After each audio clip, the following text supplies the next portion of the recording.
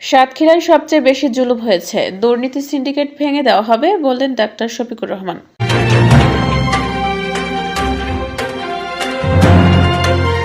আসসালামু আলাইকুম দর্শক, সকলকে আমন্ত্রণ জানাচ্ছি বিবিআর নিউজে। জহর হাসান সাগরের পাঠানো প্রতিবেদনে বিস্তারিত দেখুন।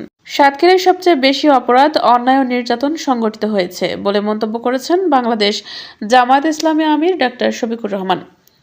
তিনি বলেন, আমি একমাত্র আল্লাহ ছাড়া কারোর প্রভুত্ব স্বীকার করি না। আমরা দুর্নীতির ত্রুটি টেনে ধরব। দুর্নীতিবাজ ও সিন্ডিকেট এই বাংলায় টিকতে পারবে না। মঙ্গলবার 27 জানুয়ারি দুপুরে সাতক্ষীরা সরকারি বিদ্যালয় মাঠে আয়োজিত এক বিশাল জনসভায় প্রধান অতিথির বক্তব্যে তিনি এসব কথা বলেন। ডাক্তার শফিকুর রহমান বলেন, 2015 সালে সাতক্ষীরায় এসে তিনি নির্যাতিত ও শহীদ পরিবারের খোঁজ নিয়েছিলেন।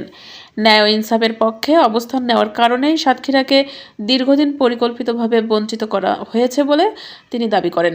তিনি আরও বলেন, জামায়াত ইসলামী দেশের সবচেয়ে নির্যাতিত রাজনৈতিক দল। বহু নেতাকর্মী হত্যা, গুম ও নির্যাতনের শিকার হয়েছেন।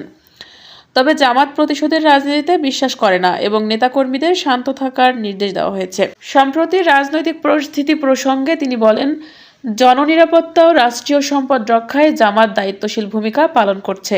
চাঁদাবাজি ও অন্যায়ের সঙ্গে দলটির কোনো সম্পৃক্ততা নেই বলেও দাবি করেন তিনি। সাতক্ষীরার 4টি সংসদীয় আসনে ন্যায় ইনসাফ প্রতিষ্ঠার লক্ষ্যে জনগণের সমর্থন চান জামাত আমির। মদিনা সনদের আদলে সুশাসন প্রতিষ্ঠা এবং দাড়িপাল্লা প্রতীকে ভোট দেওয়ার আহ্বান জানান। সমাবেশে সভাপতিত্ব করেন জেলা জামাতে আমির শহীদুল ইসলাম মুকুল। বিশেষ অতিথি হিসেবে বক্তব্য দেন সাতক্ষীরা 4 আসনের জামাত প্রার্থীরা।